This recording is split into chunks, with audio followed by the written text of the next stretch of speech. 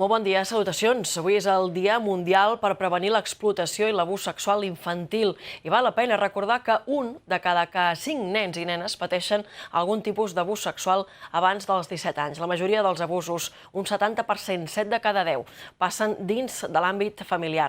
Aprofitant que avui és el dia per recordar aquesta xacra, la plataforma Filmin estrena el documental Material Sensible. Segueix l'experiència d'un grup de persones que han patit aquests abusos i que troben una nova manera d'expressar-se gràcies al llenguatge fotogràfic. El documental ha estat elaborat per la Fundació Photographic Social Vision i la Fundació Vicky Bernadet. Cuando me atreví a contar lo que me había ocurrido.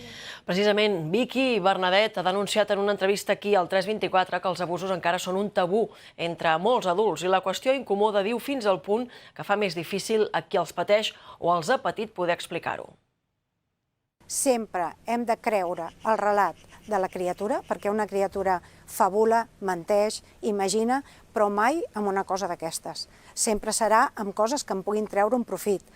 Però amb un tema d'agressió sexual o d'abús sexual no s'ho inventen. Per tant, el primer és creure-li, donar-li suport, dir-li que estem amb ells i després, evidentment, assessorar-nos de quina és la millor manera d'ajudar-lo i saber quines necessitats té. Qualsevol persona que està en contacte amb nens, nenes o adolescents necessita aquesta preparació per aquesta detecció. Això vol dir l'escola, vol dir a l'àmbit de l'esport, vol dir a l'àmbit de la cultura, vol dir a qualsevol àmbit en què hi hagi aquesta relació adult-menor d'edat.